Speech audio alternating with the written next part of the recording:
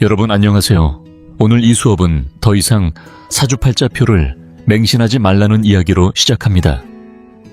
단 한 번의 시선만으로도 여러분의 노년이 복된 삶인지 고된 삶인지 가늠할 수 있기 때문입니다. 오늘 저는 여러분께 하나의 비밀을 말씀드리려 합니다. 이 내용은 사실 이전 강의들에서는 거의 꺼내지 않았습니다. 왜냐하면 너무 노골적이기 때문입니다. 어느 정도로 노골적이냐면 조금은 섬뜩하게 느껴질 정도입니다. 이 방법은 만세력을 펼쳐 사주를 계산할 필요도 없습니다. 집에 가서 어머니께 태어난 시각이 몇 시 몇 분이었는지 물어볼 필요도 없습니다. 사실 한국의 어머니들 중에도 출산 당시에 정확한 시간을 기억하지 못하는 분들이 많습니다. 아이를 낳을 때 그 고통이 얼마나 큰데 누가 분 단위까지 기억하겠습니까? 예전 시골에서는 대개 날이 밝을 무렵이거나 닭이 울 때쯤 태어났다고들 했습니다. 이런 식으로는 계산이 되지 않습니다. 애초에 정확할 수가 없는 것이죠. 오늘 제가 여러분께 알려드릴 이 방법은 따로 사주나 생년월일이 필요하지 않습니다. 거울 하나만 들고 얼굴을 비춰보면 됩니다. 아니면 길을 지나가다 우연히 마주친 사람을 유심히 바라보는 것만으로도 충분합니다. 그 단 한 번의 시선으로 이 사람이 노년에 평탄하게 살지, 외롭게 지낼지, 자식들이 곁을 지킬지, 외면할지, 손에 쓸 돈이 있을지, 텅 비어 있을지, 몸에 큰 병이 찾아올지 말지를 바로 알아차릴 수 있습니다. 제가 좀 세게 말씀드릴게요. 이건 절에 가서 부적을 받거나 동네 점집에서 사주풀이하는 것보다도 훨씬 빠르고 훨씬 정확합니다. 이런 말을 하면 언짢아 하는 분들도 많습니다. 특히 팔자를 보고 상담하는 일을 하시는 분들이 그렇습니다. 그분들은 저에게 이렇게 말합니다. 선생님, 팔자는 우리 조상님들이 물려주신 전통인데 그걸 무시해서야 되겠습니까? 여러분, 저는 팔자가 쓸모없다고 말한 적 없습니다. 당연히 소중한 자료입니다. 태어날 때부터 주어진 인생의 설계도를 보는 도구로 그 가치가 분명합니다. 하지만 우리 조상님들이 그저 그런 도구 하나만 남겨주셨을까요? 너무 얕게 보시는 겁니다. 옛사람들이 남긴 지혜는 이 세상 곳곳에 담겨 있습니다. 하늘을 봐도 징조가 있고 땅을 봐도 징조가 있으며 사람의 몸 역시 그 징조를 담고 있는 또 하나의 세상이라는 걸 늘 기억하셔야 합니다. 옛 성현들은 이렇게 말했습니다. 하늘에는 하늘의 이치가 있고 땅에는 땅의 법도가 있으며 사람에게는 사람만의 길이 있다고요. 그렇다면 하늘의 이치는 무엇일까요? 하늘 위에 떠있는 별들, 해가 뜨고 달이 지는 그 모든 흐름에는 일정한 궤도가 있습니다. 절대 제멋대로 움직이지 않죠. 땅의 법도는 또 어떻습니까? 산과 강바람이 머무는 자리, 사람이 살기 좋은 땅 모두가 정해진 원리와 흐름에 따라 존재합니다. 그렇다면 사람은 어떨까요? 사람은 하늘과 땅 사이에서 가장 영적인 존재입니다. 우리 몸 자체가 하나의 우주이고 얼굴은 바로 그 작은 우주의 지형도입니다. 하늘의 해는 왼쪽 눈에 다른 오른쪽 눈에, 임하는 남쪽의 산의 턱은 북쪽의 산맥에 해당합니다. 그러니 여러분의 이 얼굴은 곧 하나의 하늘이며 땅이며 운명의 지도인 셈입니다. 그래서 관상을 본다는 건 곧 풍수를 보는 것과 같습니다. 굳이 태어난 시간을 캐묻지 않아도 됩니다. 여러분이 살아가며 얼굴에 새겨진 모습이야말로 바로 그 사람의 살아있는 운명이기 때문입니다. 특히 우리 대한민국 분들, 특히 중장년층은 인생의 후반 운세에 대해 굉장히 예민합니다. 젊었을 때는 누구나 열심히 삽니다. 새삼 강조할 것도 없죠. 다들 최선을 다해 살아오셨습니다. 하지만 인생을 그렇게 치열하게 달려온 끝에서 가장 두려운 건 뭘까요? 바로 50살, 60살이 넘어서부터입니다. 그 나이면 마땅히 마음 편히 여유를 누리며 손주 재롱이나 보며 살아야 할 때인데 현실은 어떻습니까? 돈은 있는데 몸이 따라주지 않아서 쓸 수가 없고, 아니면 몸은 멀쩡한데 통장에 잔고가 없습니다. 더 안타까운 건 자식들마저 떠나버리고 홀로 외롭게 노년을 견뎌야 하는 경우입니다. 그래서 제가 오늘 말씀드리려는 핵심이 바로 여기 있습니다. 노년운입니다. 많은 분들이 저한테 이렇게 물어요. 김준호 원장님, 저는 돈복이 있나요? 저는 분명히 말씀드립니다. 돈복이라는 건 사실 중년의 운입니다. 젊을 때 피땀 흘려 노력해서 끌어오는 운이죠. 그런데 그 돈, 그 명예, 그 가정을 끝까지 지켜낼 수 있느냐는 완전히 다른 문제입니다. 노년이 평안하냐 아니냐는 단지 재물운으로만 판단할 수 없습니다. 창고가 있어야 합니다. 그 창고가 얼마나 단단하냐에 따라 인생의 후반부가 결정됩니다. 자, 그럼 내 노년이 복 많은 삶인지 아니면 외롭고 고단한 삶인지 알아보려면 어디를 보면 될까요? 복잡하게 생각하실 것 없습니다. 단 한 군데만 보면 됩니다. 저는 뜸들이지 않습니다. 바로 당신 얼굴에 있는 두 줄의 선, 매일 거울에서 마주치지만 한 번도 진지하게 바라보지 않았던 그 두 선을 보면 됩니다.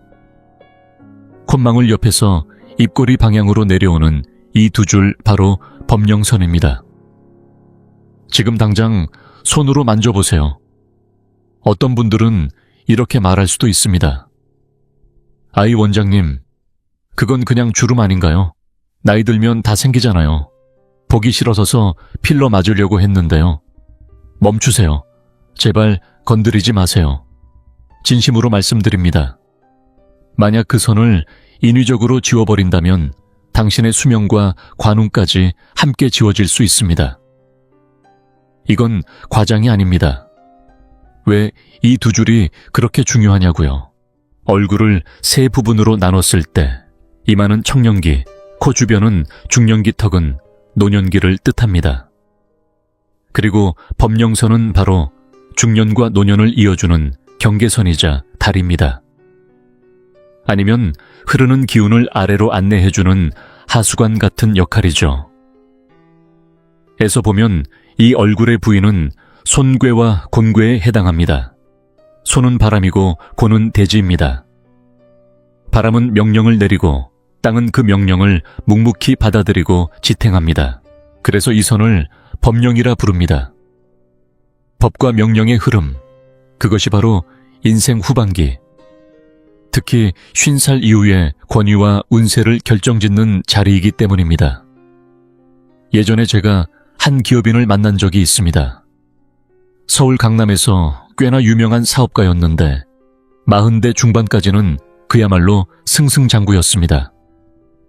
그 사람이 지나가기만 해도 주변이 들썩일 정도였죠. 그런데 어느 날 제가 우연히 그의 얼굴을 자세히 보게 됐습니다. 그리고 가슴이 철렁했습니다. 왜냐고요? 그 사람의 법령선이 너무나 얕았고 심지어 한쪽은 끊겨 있었기 때문입니다.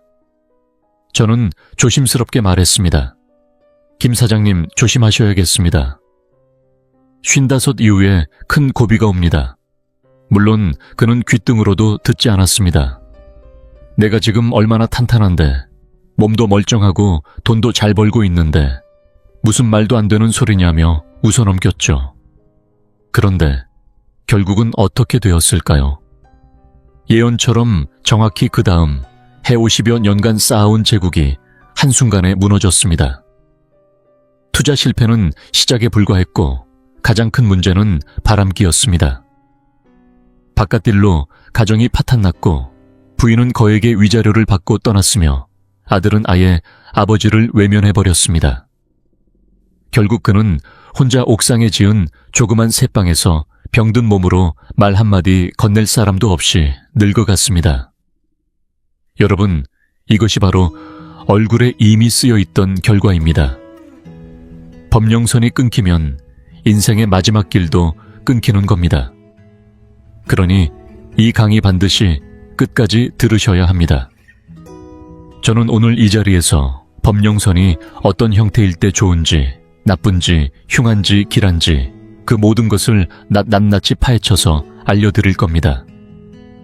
여러분은 이제 점쟁이를 찾아갈 필요가 없습니다. 거울 하나만 있으면 됩니다. 그 거울에 비친 여러분의 얼굴이 앞으로 남은 수십 년이 복인지 고통인지 말해주기 때문입니다. 하지만 여기서 더 중요한 것이 있습니다. 혹시라도 거울 속 내 모습이 고된 인생을 암시하고 있다면 정말로 방법은 없는 걸까요? 아니죠. 방법이 있습니다. 김준호 원장이 병만 진단하고 치료법은 안 알려드릴 리가 있겠습니까? 운명은 바꿀 수 있습니다. 단 그 전에 반드시 문제의 뿌리가 어디에 있는지를 아는 것, 그것이 먼저입니다. 그렇지 않습니까? 좋습니다. 도입부는 여기까지 정리했으니 이제부터는 본격적인 핵심 내용으로 들어가겠습니다. 제가 오늘 이 시간에 여러분께 드릴 내용은 굉장히 쉽지만 그 어떤 고서보다 깊고 실용적인 지혜입니다. 왜 얼굴에 그 두 줄의 선, 즉 법령선이 생기는지, 그리고 그것이 우리 몸속에서 무엇을 반영하는지를 가장 단순한 물리 원리로 설명드리겠습니다. 우리는 중이학과 주역의 시선으로 얼굴을 다시 봐야 합니다. 자, 여러분, 얼굴을 한번 떠올려 보세요. 그건 마치 하나의 지구와도 같습니다. 좀 더 구체적으로 표현하자면 여러분의 얼굴은 바로 우리 대한민국의 지리와 닮아 있습니다.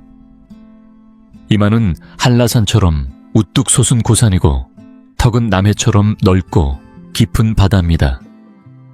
그렇다면 그 가운데를 가로지르는 코는 무엇일까요?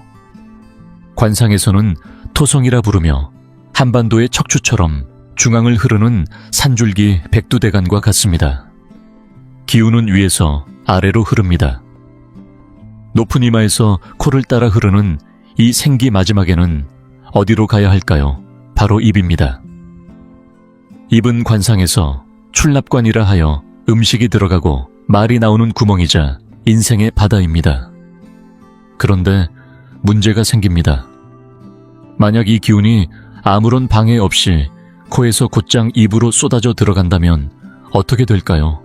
그건 홍수입니다. 산사태고 토사 붕괴입니다. 물도 못 머물고 기운도 흩어집니다. 그래서 하늘은 정말 신묘한 설계를 했습니다.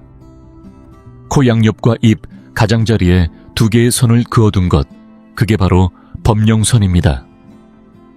자, 왜 하필 법령이라는 이름일까요?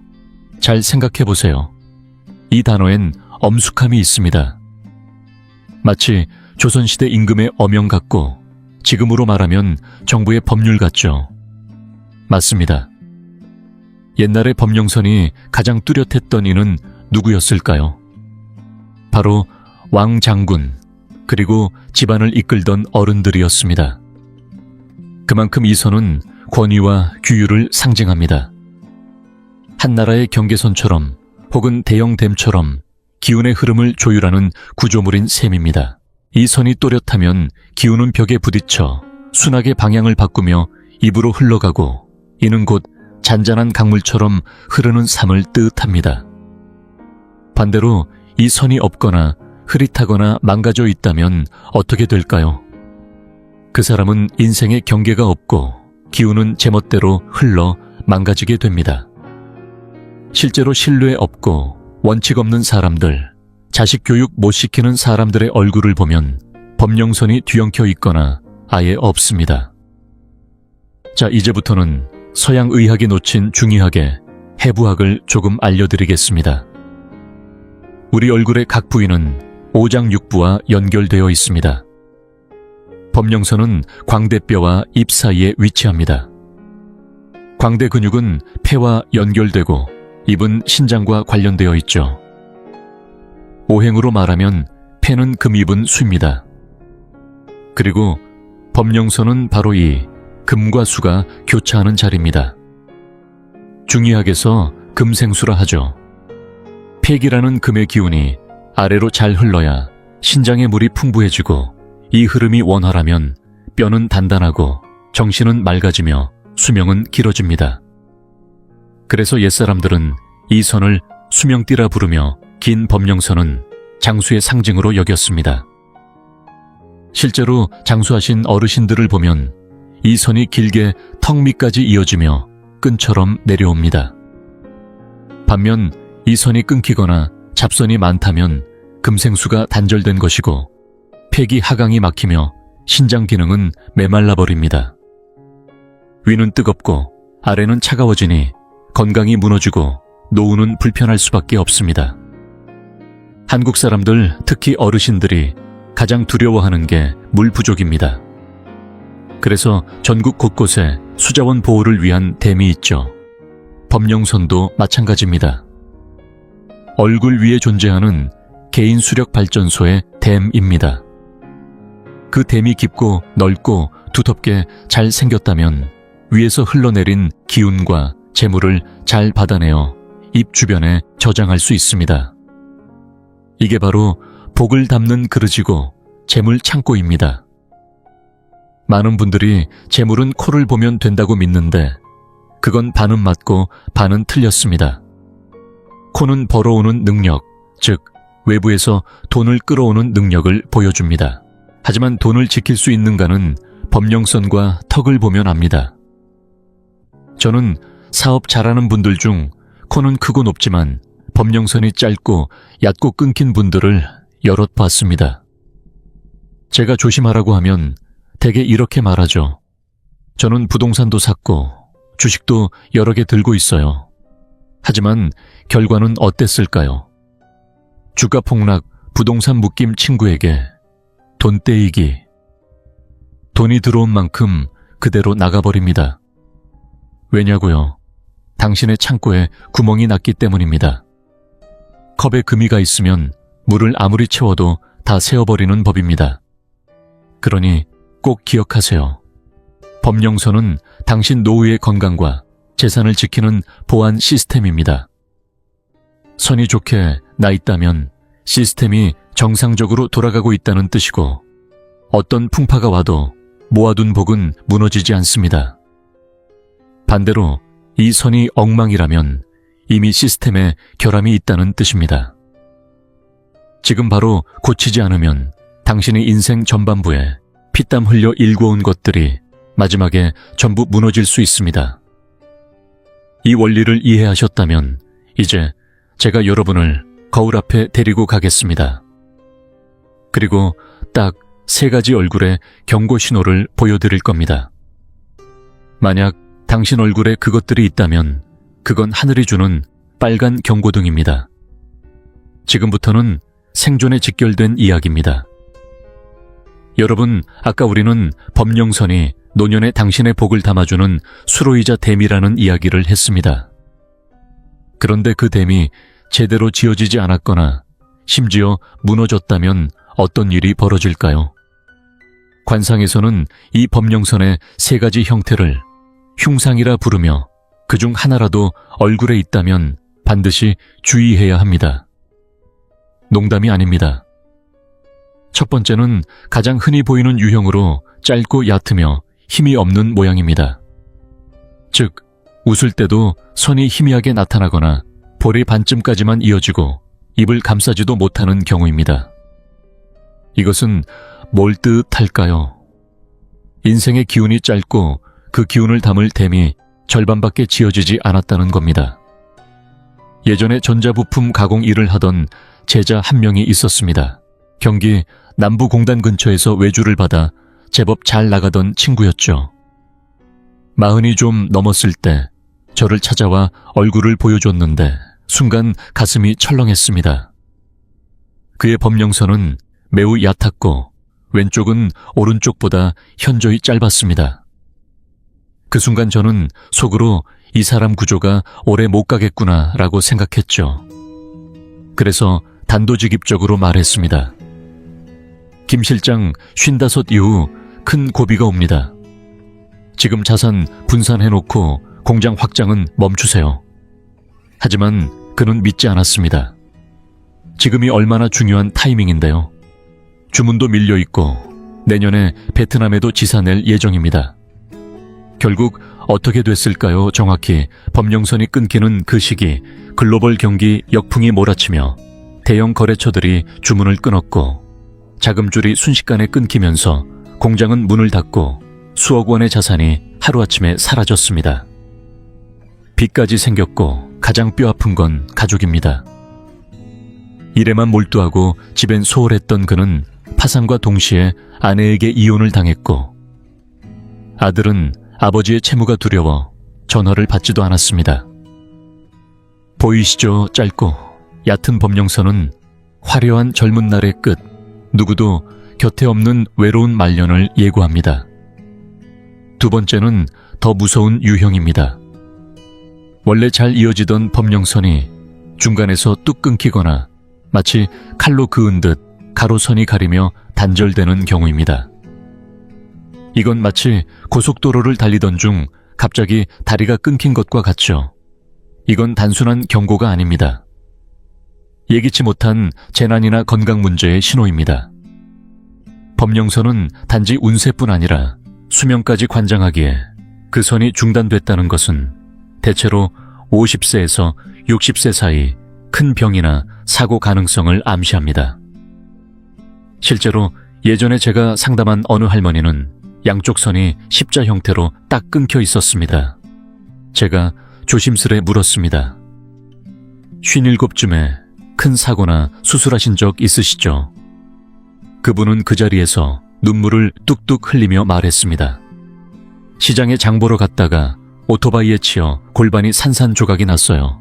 꼬박 3년을 병상에 누워 있었죠. 만약 여러분도 거울을 보다가 법령선이 도중에 끊겼거나 거기에 점이나 흉터가 있다면 그 시기를 각별히 조심해야 합니다. 그 해에는 위험한 장소는 피하고 정기 건강검진을 꼭 받고 작은 선행이라도 많이 하세요. 그것만으로도 위험은 얼마든지 피할 수 있습니다. 세 번째는 정말 무서운 상입니다. 관상 보는 사람이라면 누구든 고개를 절레절레 흔드는 형태 이름하여 탱사입구상이라 불리는 최악의 모양입니다. 원래 법령선은 양옆으로 벌어지며 입을 감싸 아래로 흐르죠. 그런데 이 형태는 그렇지 않습니다. 선이 입 안쪽으로 말려 들어가며 물결처럼 꼬이고 휘어져 결국 입꼬리 근육 속으로 파고드는 모양입니다. 마치 뱀 2마리가 입으로 기어 들어가는 듯한 형상입니다. 고서에서는 이를 길거리에서 굶어 죽는 상이라 기록했습니다. 여러분은 이렇게 생각하실지도 모릅니다. 요즘 같은 복지시대에 굶어 죽을 일이 어딨어요. 하지만 고인이 남긴 표현은 지금 시대에 맞게 다시 해석해야 합니다. 저는 한의사로서 이렇게 해석합니다. 이 관상은 말기 식도암, 후두암, 위암 혹은 극심한 연하장애와 깊은 연관이 있습니다. 실제로 병원에서는 이런 환자를 수도 없이 봅니다. 음식이 목을 넘기지 않아 결국 코에 위관을 삽입하거나 정맥 주사를 맞으며 연명하는 분들 말입니다. 집에 금은 보화가 쌓여 있고 식탁 위엔 진수성찬이 올라와 있어도 입으로 한 입도 넘기지 못하는 삶. 이게 바로 현대판 굶주림입니다. 또 한 가지 경우가 있습니다. 바로 극심한 고독과 빈곤입니다. 제가 직접 본 사례가 있습니다. 서울 구도심의 한 어르신 70이 넘은 분이었는데 법령선이 입속으로 깊이 파고든 전형적인 탱사입구상이었습니다. 젊을 때 권위적이고 독선적이었던 그는 주변 사람들을 모두 밀어냈고 노년엔 성격이 더욱 괴팍해져서 도와주는 사람에게조차 화를 냈습니다. 결국 그는 쓰레기로 가득 찬 작은 방에서 홀로 세상을 떠났고 며칠이 지나도록 아무도 발견하지 못했습니다. 이게 바로 관상이 말해주는 경고입니다. 마음이 독해지면 얼굴도 따라 굳고 결국 말년에 밥 한 숟갈 떠줄 사람조차 사라지게 되는 것입니다. 여러분, 지금 이쯤에서 혹시 등줄기에 서늘한 기운이 느껴지지 않으셨나요? 거울을 한번 들여다보세요. 만약 지금까지 말씀드린 흉한 법령선의 특징이 하나도 없다면 진심으로 축하드립니다. 여러분은 이미 큰 복을 타고난 겁니다. 하지만 혹시라도 본인 얼굴이나 가족 어르신의 얼굴에서 조금이라도 그 징조가 보인다면 먼저 놀라거나 낙담하지 마세요. 얼굴은 마음의 거울입니다. 마음이 변하면 얼굴도 변합니다. 이 선들은 돌에 새긴 게 아닙니다. 여러분의 살과 피 위에 살아있는 선입니다. 그렇기 때문에 스스로 만들어낸 선은 스스로 다시 바꿀 수도 있는 겁니다. 그럼 어떻게 바꿀 수 있을까요? 이제부터는 걱정 접어두시고 조금 기분 좋은 이야기를 해보겠습니다. 이번 시간에는 진짜로 복 많은 사람들, 자손이 흥성하고 재물이 끊이지 않는 분들의 얼굴에는 어떤 법령선이 자리 잡고 있는지를 알려드리겠습니다. 여러분이 앞으로 닮아가야 할 목표 말입니다. 여러분 혹시 우리나라의 진짜 부자들, 재계의 거목들, 정계를 주름잡던 원로들, 혹은 고향에서 가장 존경받는 어르신들을 떠올려 보세요. 그분들의 얼굴을 유심히 보면 공통점이 있습니다. 법령선이 절대로 짧거나 흐릿하지 않습니다. 단순히 일자로 내려오는 게 아니라 깊고 길고 넓습니다. 콧망울 양옆에서 시작되어 입꼬리를 크게 감싸듯이 내려오고, 어떤 분은 그 선이 턱 밑까지 이어져 둥그렇게 고리를 이루기도 합니다. 이건 단순한 선이 아닙니다. 관상에서 최고로 치는 상입니다. 우리는 이것을 금실자물쇠상 또는 수명고리상이라고 부릅니다. 이 선은 여러분의 식량 창고와 인생의 기반을 잠가주는 금고 열쇠입니다. 왜 이 모양이 그렇게 중요하냐고요? 앞서 설명드렸듯 입은 출납관입니다. 음식과 말돈이 들어오고 나가는 입구죠. 법령선이 양옆에만 있고 아래에 받쳐주는 것이 없다면 아무리 위에서 좋은 기운과 재물이 흘러와도 그건 그대로 바다로 흘러가 버립니다. 그러나 법령선이 충분히 길고 턱까지 이어져 입을 완전히 감싸게 되면 그건 마치 입 주위에 하나의 성벽을 쌓아둔 것과 같습니다. 이 선이 있는 사람은 아무리 큰 돈을 벌어도 다 흘려보내지 않고 자기 곁에 그대로 보관할 수 있는 능력을 가집니다. 자식이 아무리 허투루 써도 사기를 당할 일도 없이 지켜낼 수 있는 힘이 생기는 거죠. 진짜 부자는 이런 사람입니다. 그렇게 단단한 법령선이 있는 사람은 단순히 돈만 있는 게 아닙니다. 그 사람은 기운이 다릅니다. 얼굴에서 풍기는 위엄이 있고 주변 사람들은 그 기운을 자연스럽게 느낍니다. 혹시 이런 경험 없으신가요? 어떤 사람은 인상도 좋고 말 한마디 험하게 하지 않는데 이상하게 그 사람이 눈 한번 치켜뜨면 방 안이 조용해지고 입꼬리만 살짝 올려도 다들 숨을 죽이는 분위기가 됩니다. 그 이유는 바로 얼굴에 새겨진 법령선의 힘 때문입니다. 이 선은 그 사람이 살아오며 쌓아온 원칙 공정함, 그리고 리더십을 나타냅니다. 젊을 때부터 자기 말에 책임을 지고 해야 할 일을 해내는 사람, 그런 성격이 노년에 접어들면서 하나의 존중받는 무게로 얼굴에 각인된 것입니다. 그래서 이런 분은 집안에서는 말 한마디가 법이 되고 자식들은 존경으로 따르고 회사에서는 정신적 중심축으로 자리 잡습니다. 이것이야말로 흔히 말하는 물이 얼 정도의 기운, 말 한마디에 세상이 멈추는 듯한 힘을 가진 진짜 노년의 리더의 얼굴입니다. 반대로 한번 생각해 봅시다.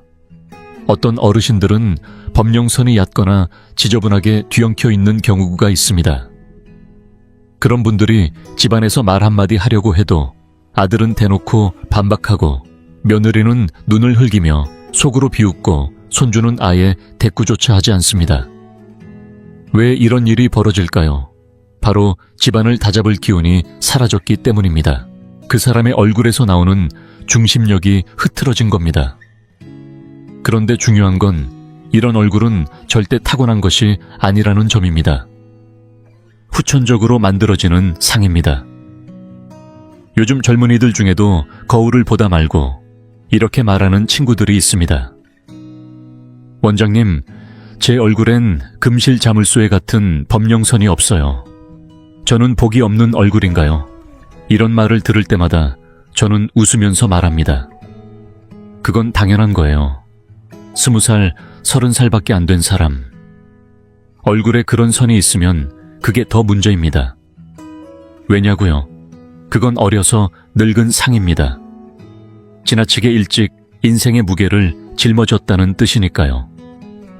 진짜 깊고 강한 범령선은 최소 50살 60이 넘어서야 서서히 완성됩니다. 그건 단순한 주름이 아니라 인생 전반부를 어떻게 살아왔는지를 나타내는 증거입니다. 여러분이 살아오면서 원칙을 지킨 순간, 책임을 진 선택, 누군가를 위해 결단을 내린 순간들이 하나하나 쌓여 얼굴 위에 새겨진 것이 바로 그 선입니다. 한 번 옳은 결정을 내릴 때마다, 한 번 사회에 보탬이 될 때마다 그 선은 조금씩 깊어지고 길어집니다. 그래서 누군가의 얼굴에서 그런 선을 발견했다면 그분께는 무조건 존경의 마음을 가져야 합니다. 그건 그분이 살아온 인생 전체에 대한 증명입니다.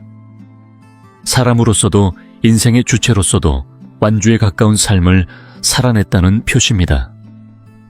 그렇다면 우리도 그런 얼굴을 갖기 위해 지금부터 무엇을 해야 할까요? 먼저 자기 생각을 바로 세워야 합니다. 그래서 저는 제자들에게 항상 이렇게 말합니다. 남의 얼굴 부러워하지 마라.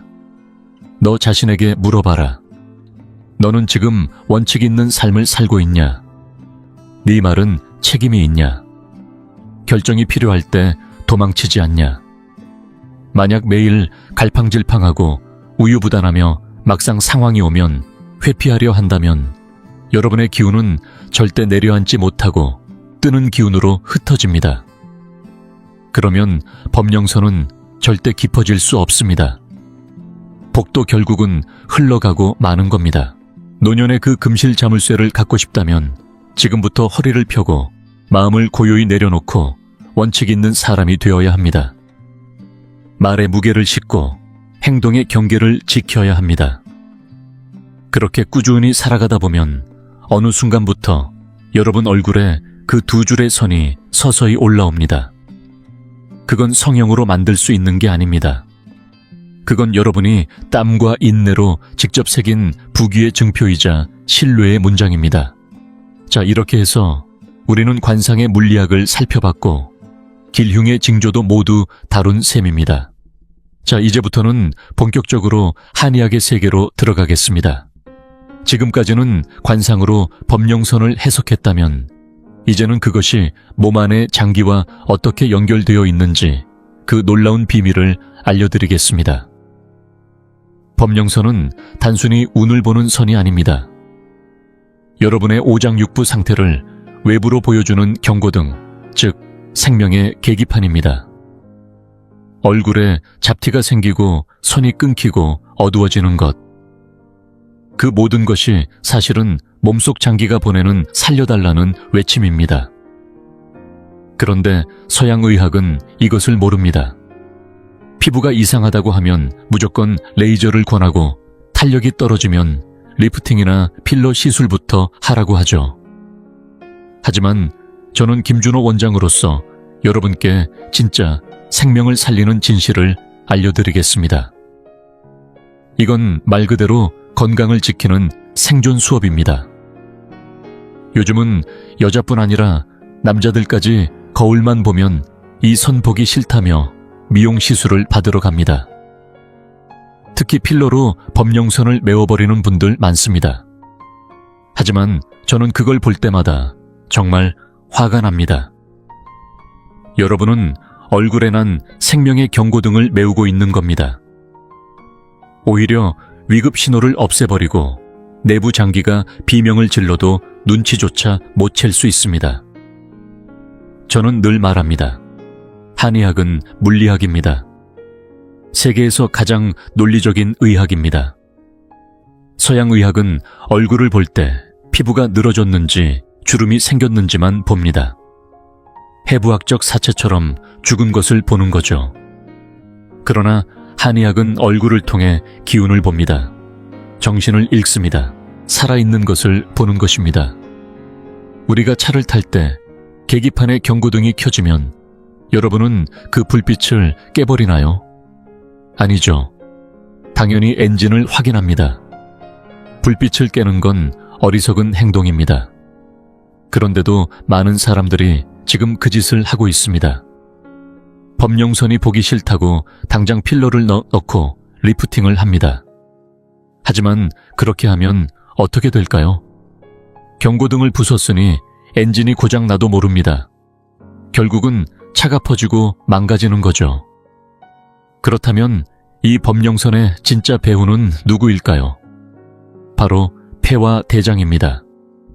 한의학 경락도에 따르면 범용선 주변은 수태음폐경과 수양명대장경이 지나갑니다.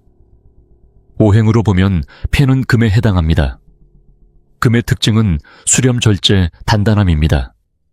그래서 폐기가 강한 사람은 피부가 탄탄하고 범용선이 칼로 새긴 듯 깊고 뚜렷하게 나타납니다.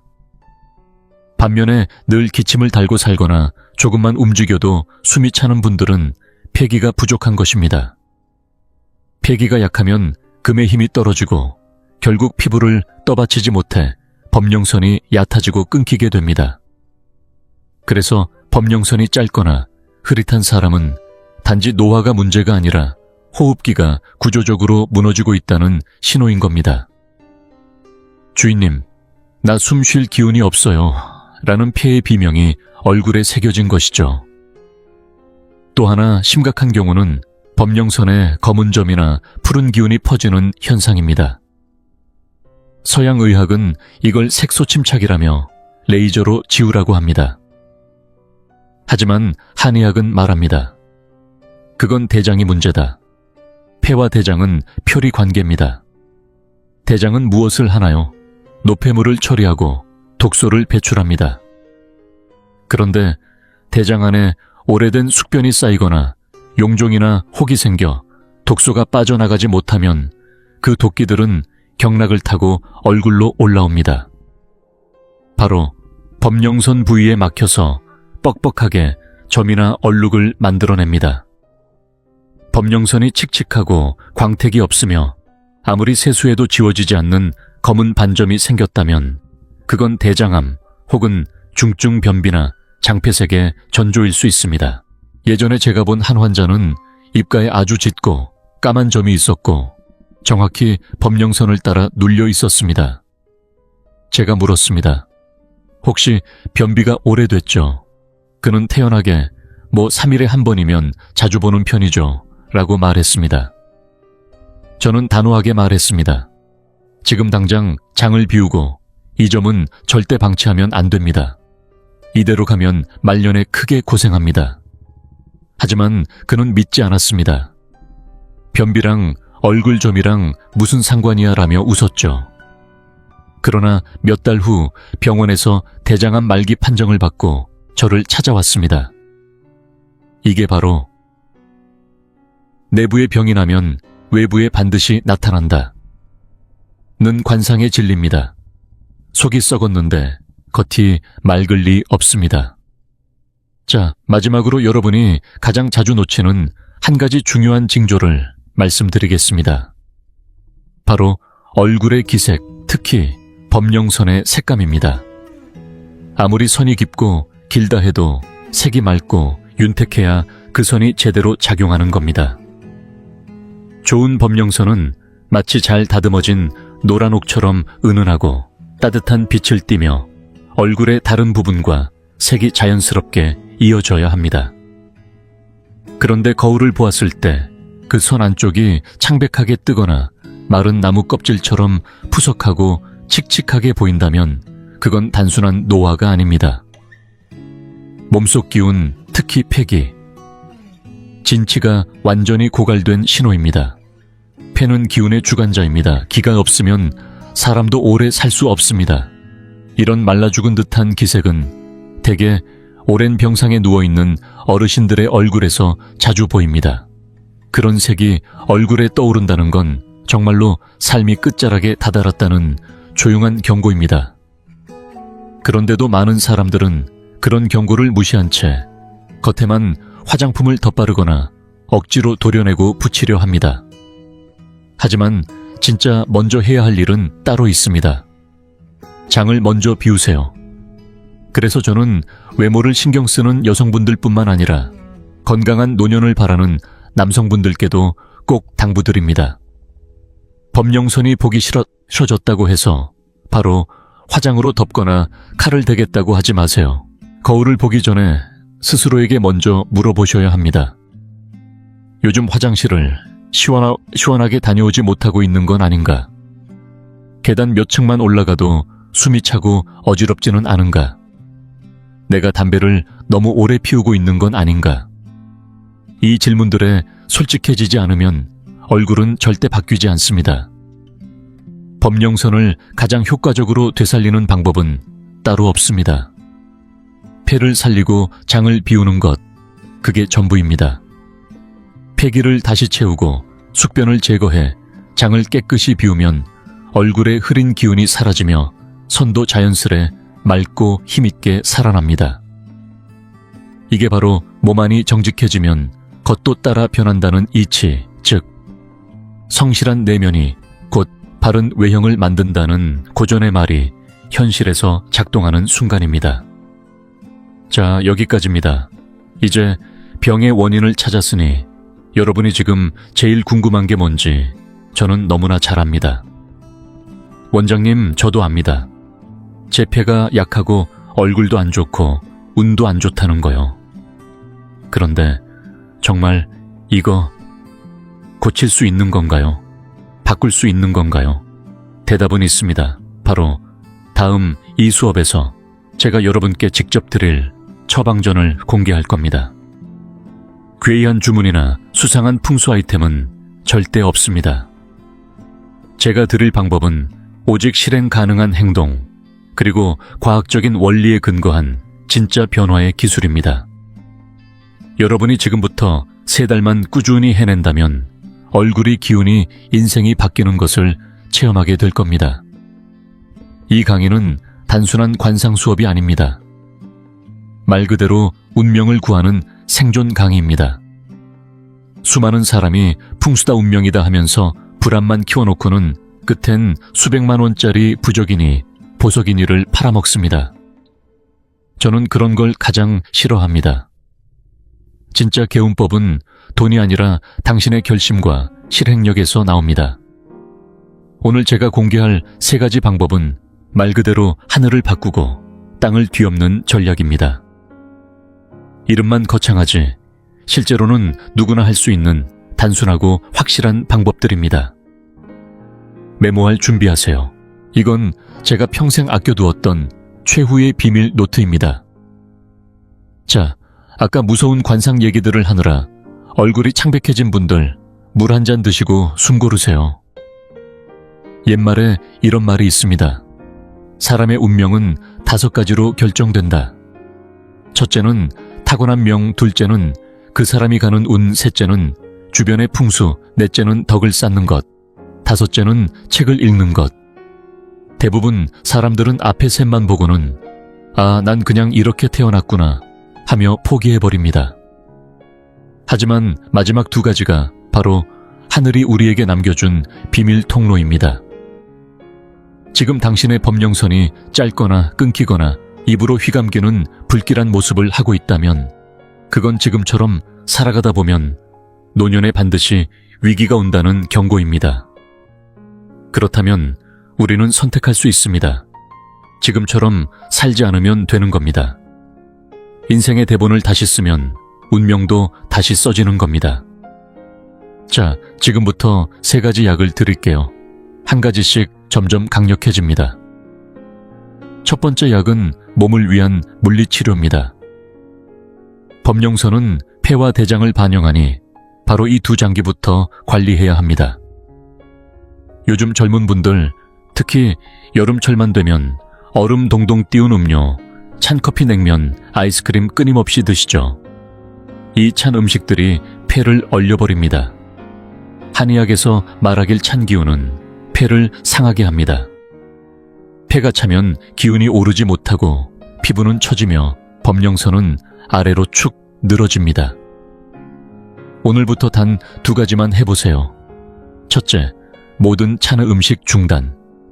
계절 상관없이 따뜻한 물만 드세요. 3달만 하시면 기운이 올라오고 피부색이 변하는 걸 직접 보실 겁니다. 둘째, 복식호흡 훈련. 아침 햇살 맞으며 심호흡을 하세요. 들이마실 때는 아랫배가 볼록, 내쉴 때는 납작하게. 숨을 단전까지 보내세요. 이것이 바로 금기를 길러 폐를 단단히 하고 금이 물을 낳아 신장까지 살리는 순환입니다. 폐가 강해지면 법령선은 저절로 선명해지고 단단해집니다. 2번째 약은 마음을 위한 심리치료입니다. 관찰해보세요. 법령선이 흐트러진 분들, 특히 입안으로 휘어진 분들, 대부분은 말이 날카롭고 분노가 많고 집착이 강한 특징이 있습니다. 마음이 나리면 얼굴에도 칼날 같은 선이 새겨집니다. 마음이 뒤틀리면 선도 굽이굽이 어그러집니다. 흉한 선을 길한 선으로 바꾸고 싶다면 말투부터 바꾸고 감정을 다스리셔야 합니다. 그래서 오늘부터 딱 1가지를 시작해보세요. 매일 거울을 보고 미소 연습하기. 억지 미소 말고 진심으로 웃을 수 있는 기억을 떠올려서 얼굴 근육을 올리세요. 입꼬리를 올리면 법령선은 펴집니다. 인생의 구덩이를 웃음으로 메우는 겁니다. 매일 반복하다 보면 근육이 기억합니다. 원래 입 안으로 들어가던 그 뱀 같은 선이 미소 덕분에 방향을 틀고 바깥으로 활짝 펼쳐지는 선금실 자물쇠로 변해갑니다.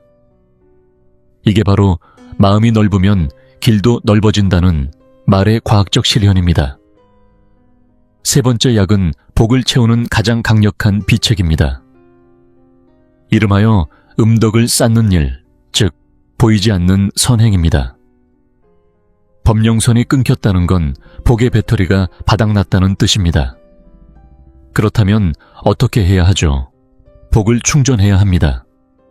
돈이 없다고요? 괜찮습니다. 선행엔 돈이 필요 없습니다. 시간과 진심만 있으면 됩니다. 제가 잘 아는 제자 한 명도 사업이 망해 집도 잃고 가족도 떠나고 법령선은 완전히 끊겨 있었습니다. 제가 말했죠. 지금부터 매주 양로원 병원 고아원 중 한 군데만 골라서 봉사해라. 그는 휠체어 밀고 아이들 동화책 읽어주고 자기가 저지른 실수를 속죄하는 마음으로 꾸준히 실천했습니다. 3년이 흘렀습니다. 그는 다시 재벌이 되진 않았지만 가족이 돌아왔습니다. 아들이 손자를 데리고 집을 찾았고 집안엔 웃음이 다시 피었습니다. 저는 깜짝 놀랐습니다. 그의 끊겼던 법령선 사이에 아주 가느다란 선 하나가 자라나며 2선을 잇고 있었던 겁니다. 이것이 바로 음덕선입니다. 하늘이 그를 보며 이렇게 말한 거죠. 넌 끝까지 포기하지 않았구나. 내가 다리 하나 놔줄게. 여러분, 지금부터 기억하세요. 얼굴이 아무리 안 좋아도 지금 이 순간부터 폐를 살리고 마음을 다잡고 선행을 시작하면 여러분은 하늘과 시간의 싸움에서 이길 수 있습니다. 그것이 바로 운명을 바꾸는 진짜 길입니다. 이렇게까지 말씀드렸습니다. 바꿀 수 있느냐 없느냐는 여러분이 움직이느냐에 달려 있습니다. 이제 마지막으로 기억이 조금씩 흐려지는 나이라는 걸 제가 누구보다 잘 알기에 이 강의의 핵심만 다시 한번 간단한 말로 정리해 드리겠습니다. 오늘 들은 내용, 이 마지막 요약만 제대로 기억하셔도 여러분의 후반 인생은 바뀔 수 있습니다. 자, 한 줄 한 줄 심장에 새기듯 들어주세요. 첫째, 얼굴 함부로 건드리지 마세요. 법령선은 주름이 아닙니다. 그것은 당신의 수명줄이고 당신의 재산을 지켜주는 둑입니다. 단순히 보기 싫다고 보톡스를 맞거나 필러로 메워버리면 안 됩니다. 그 순간 당신의 복과 운이 함께 막혀버릴 수도 있습니다. 둘째 거울을 보고 3가지 신호를 꼭 점검하세요. 범령선이 너무 짧거나 흐릿해서 입을 감싸지 못한다면 노년에 기댈 곳 없는 외로운 운이 기다릴 수 있습니다. 선이 중간에 끊기거나 흉터처럼 잘린 자국이 있다면 50대 중반의 큰 위기를 암시할 수 있습니다.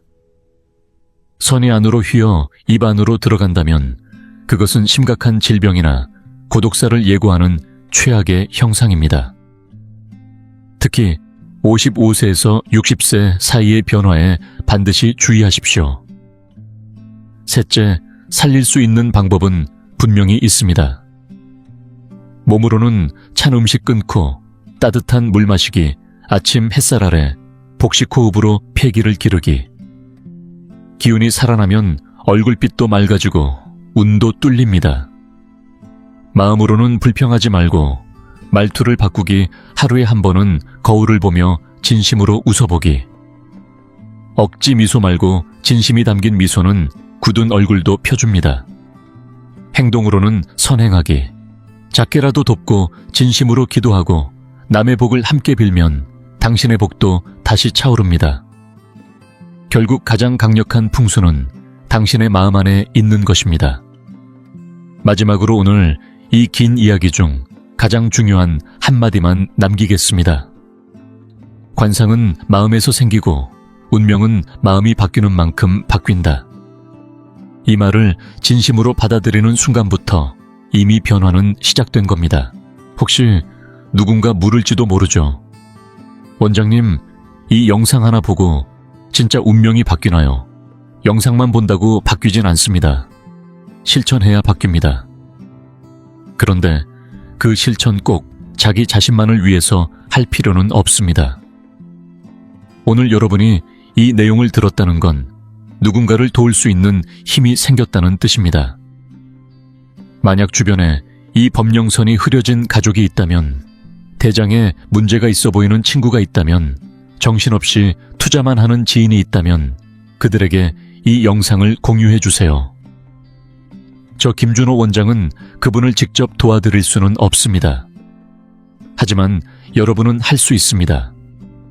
그리고 그 사람의 인생이 여러분의 한 번의 공유로 구해졌다면 그것이 바로 진짜 복을 쌓는 일입니다. 누군가의 병을 막아주고, 누군가의 파산을 막아주고, 누군가의 외로움을 덜어주는 것. 그것이 바로 하늘이 보는 숨은 공덕입니다.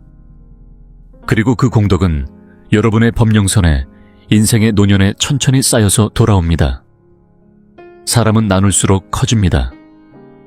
향기를 베푼 손은 반드시 그 향을 기억합니다. 복은 움켜쥔다고 모이지 않습니다.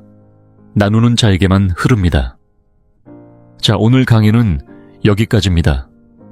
오늘 김준호 원장이 드린 이 이야기 중에 단 한 줄이라도 마음을 울리고 삶의 방향을 조금이라도 바꿔주었다면 지금 그 손으로 좋아요 한번 눌러주세요. 그리고 구독도 함께 눌러주세요. 그건 저를 위한 게 아닙니다. 여러분이 이 좋은 정보를 앞으로도 제일 먼저 받을 수 있는 통로를 열어두는 일입니다. 그리고 마지막 한 가지, 댓글창에 여러분의 기도문 한 줄 남겨주세요. 가족 모두 건강하길, 노년이 평온하길, 우리 어머니 고통 없이 오래 사시길. 이런 간절한 말 한 줄이 여러분의 기운을 바꾸는 씨앗이 됩니다. 왜냐고요? 말에는 힘이 있고 글에는 진동이 있기 때문입니다. 저는 김준호입니다. 인생이란 올 것이 오기도 하고 안 올 수도 있습니다.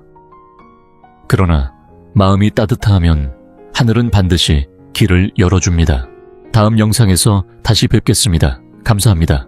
여러분 안녕하십니까? 오늘 제가 드릴 이야기는 매우 중요하고 심각한 내용입니다. 왜 그렇게 말하느냐고요?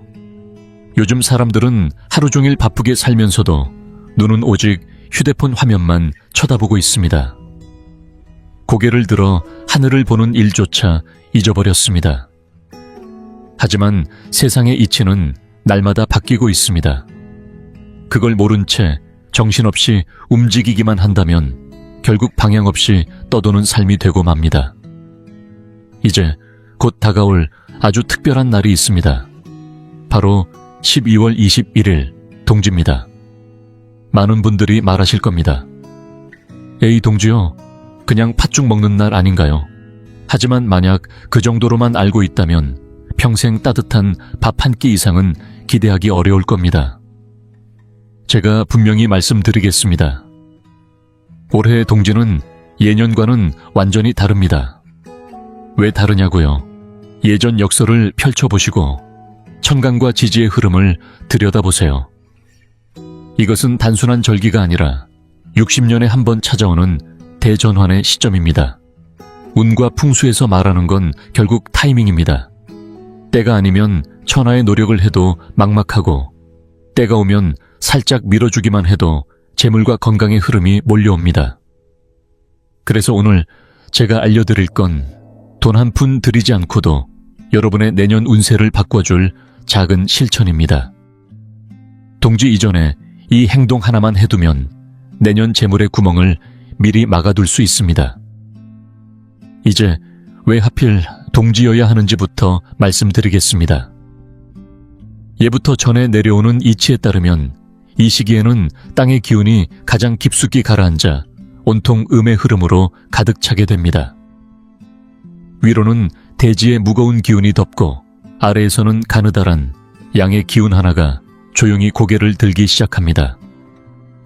이것을 두고 사람들은 양이 돌아와 복을 부른다고 말해왔습니다. 동지라는 날은 음기가 극점에 이르러 더 이상 머무르지 못하고 스스로 양을 낳으려는 순간입니다. 밖을 보시면 한강 물가가 얼어붙고 공기는 살을 애는 듯 차갑습니다. 세상은 가장 춥고 가장 어두운 모습으로 보이지만 바로 그때 땅속 깊은 곳에서는 첫 번째 양의 숨결이 미세하게 움직이기 시작합니다. 그 작은 기운은 눈에 보이지 않지만 사람의 삶에서는 뿌리와도 같은 존재입니다. 그것이 바로 한 사람의 생명을 떠받치는 근원이며 동시에 다가올 한 해 동안 재물과 기회를 길러내는 씨앗이 됩니다. 이 흐름을 이해하지 못하면 동지는 그저 추운 날 중 하나에 불과하지만 이 논리를 제대로 알아차리는 순간 동지는 인생의 방향을 바꾸는 출발점이 됩니다. 이 구조를 정확히 이해하는 것이 무엇보다 중요합니다. 요즘 같은 겨울철 왜 그렇게 손발이 시렵고 밤에는 잠도 자꾸 깨는 걸까요? 많은 분들이 그 이유를 단순히 나이 탓으로 돌리시지만 사실은 우리 몸속에 가장 근본적인 불꽃, 즉 신장의 양기가 꺼져가고 있기 때문입니다. 한의학에서는 겨울을 신장의 계절이라고 부릅니다. 이때 양기가 제대로 올라오지 않으면 아무리 좋은 음식을 먹고 아무리 운동을 해도 몸이 차갑고 순환이 막혀버립니다. 특히 발이 시렵고 배가 차고 잠결에 화장실을 몇 번씩 들락거린다면 그것은 단순한 노화가 아니라 몸의 가장 깊은 뿌리인 지기가 마르고 있다는 신호입니다. 이 양기라는 불꽃이 살아있어야 위쪽에 내행한 기운이 녹습니다. 불이 없는데 물이 어떻게 데워지겠습니까? 데워지지 않은 물은 곧 얼음이 되고 그 얼음은 곧 재물의 흐름을 멈추게 만드는 냉기로 작용합니다. 풍수에서도 물은 재물의 상징입니다. 그런데 그 물이 얼어붙어 있다면 그건 죽은 돈입니다. 움직이지 못하고 썩어버리는 돈이지요. 반대로 그 물이 너무 넘쳐나 홍수가 된다면 그것은 곧 새어나가는 돈입니다. 내 손에 들어와도 잡아둘 수 없는 돈입니다. 그러면 어떤 물이 좋은가요? 적당히 따뜻하고 흐름이 부드러운 불기운을 머금은 물. 바로 그 물이야말로 사람의 기운을 살리고 재물도 길러낼 수 있는 진짜 살아있는 물입니다. 그렇다면 이 얼음을 녹일 불씨는 어디서 얻을 수 있을까요? 바로 겨울에 한복판 동지라는 절기에서 시작됩니다. 음기가 극에 달하고 해가 가장 짧아지는 그날 땅속 아주 깊은 곳에서부터 첫 번째 양기의 불꽃이 살며시 꿈틀거리기 시작합니다. 그 미세한 양기의 기운을 잘 붙잡고 내 몸의 에너지와 연결시킬 수만 있다면 얼어붙은 내 재운도, 몸의 순환도 전부 다시 살아나기 시작합니다. 올해의 동지는 더욱 특별합니다. 오은육기의 흐름으로 보았을 때 이런 음양이 바뀌는 강한 전환점은 60년에 한 번 오는 매우 귀한 시간입니다. 하늘과 땅의 기운이 가장 가깝게 교차하는 바로 그 지점. 만약 이 순간에 당신이 내면의 불씨를 잘 품고 외적인 작은 물건 하나를 통해 자연의 자기를 감응시킬 수 있다면 내년 한 해는 말 그대로 뒤집히는 한 해가 될 것입니다. 이건 미신이 아닙니다.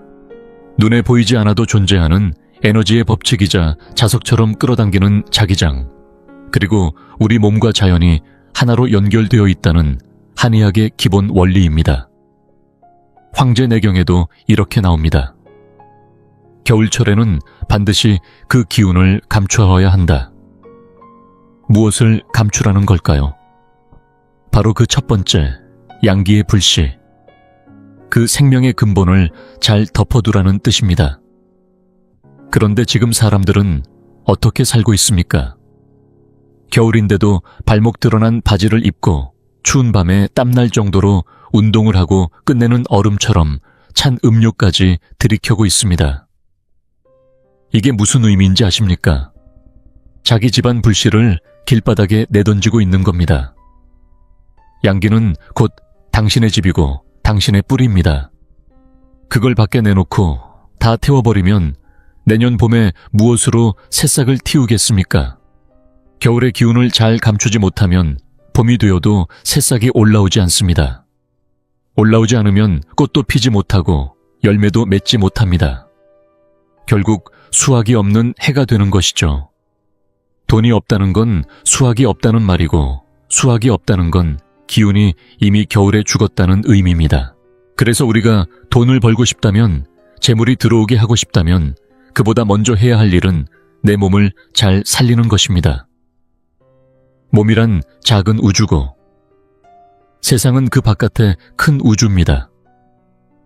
이 두 개가 서로 연결되지 않으면 아무리 세상이 바뀌어도 내 삶은 변하지 않습니다.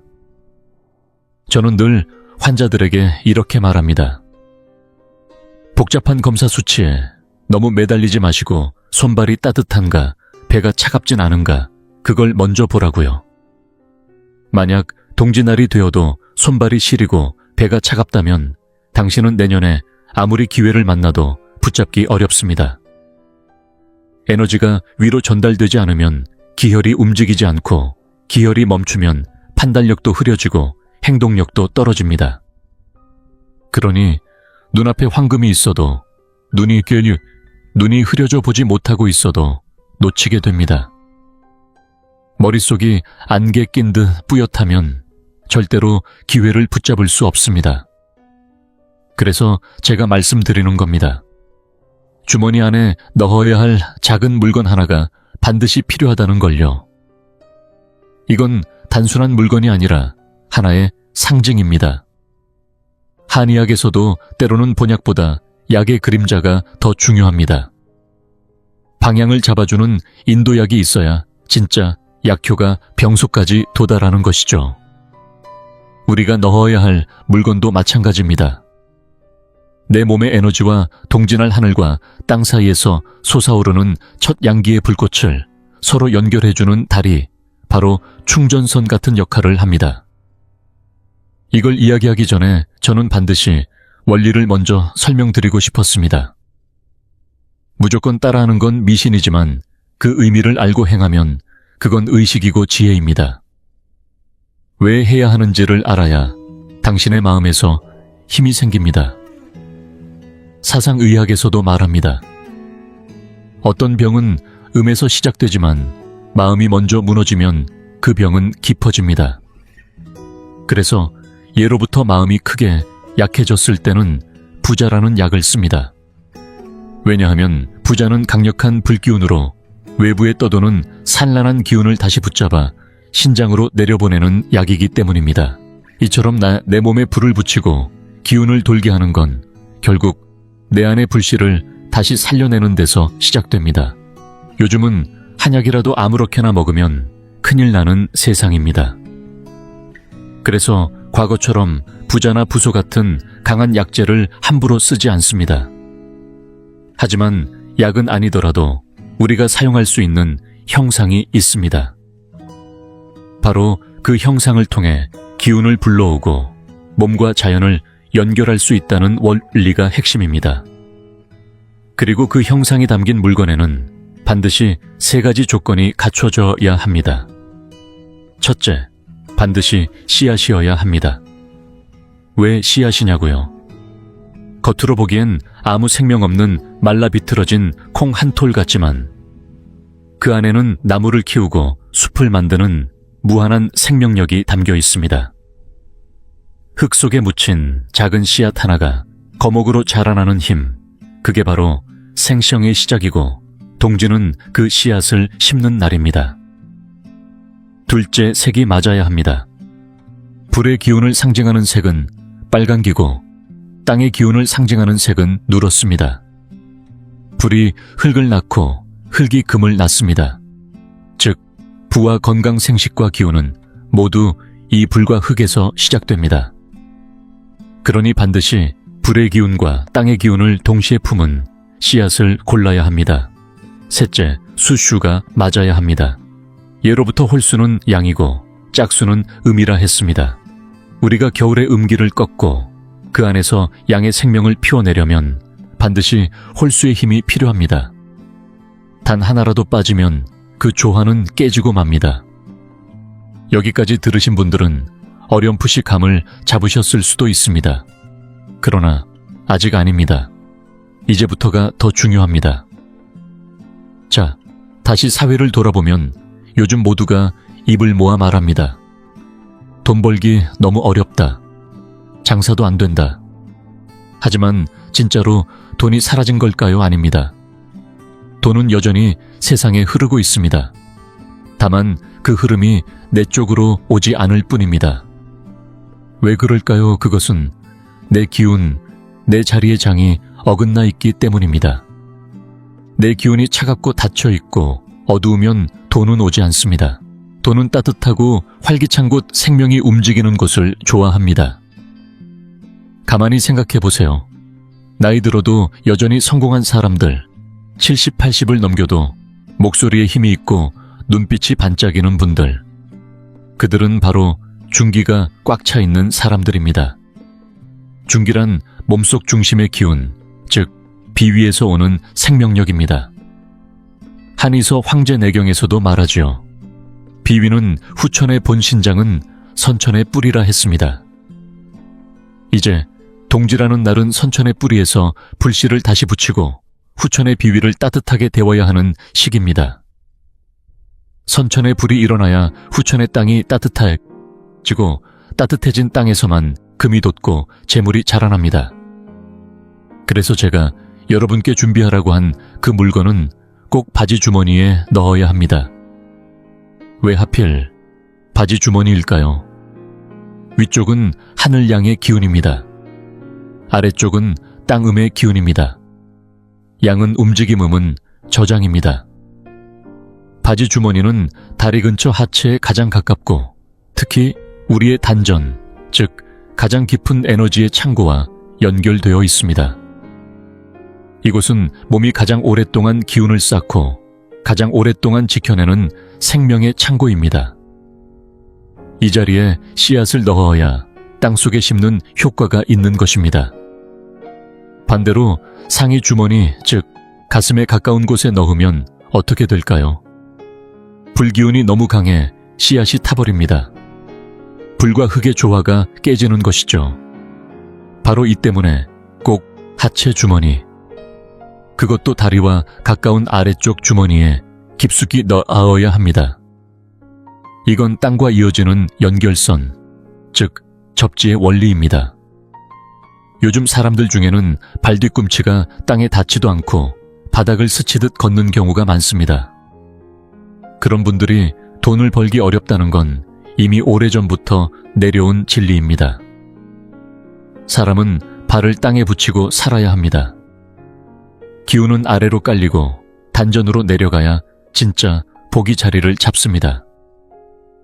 우리가 주머니 속 그 물건을 통해 몸에 신호를 주는 이유도 여기에 있습니다. 기운이 위로만 떠 있으면 마음은 산란해지고 판단은 흐려지며 실행력은 떨어집니다. 기운이 단전으로 모이면 생각은 선명해지고 선택은 분명해지며 운도 따라오게 됩니다. 게다가 올해는 60년에 한 번 오는 매우 희귀한 조합입니다. 예로부터 천간과 지지는 60년을 한 주기로 도는데 매년 같은 동지라고 해도 그 구성과 기운의 조합은 전혀 다릅니다. 해마다 태양이 돌아오는 길은 같아도 그 해의 날씨 기운, 땅의 흐름은 다릅니다. 마치 같은 불로 밥을 지어도 솥에 든 쌀이 다르면 전혀 다른 밥이 되는 것과 같습니다. 특히 올해의 동지는 나무를 막는 금기운이 매우 강하게 작용합니다. 그래서 그런지 올해 들어 유난히 마음이 불안하고 초조하며 우울하다는 분들이 많습니다. 바로 이것이 정기의 흐름이 막혀 생긴 증상입니다.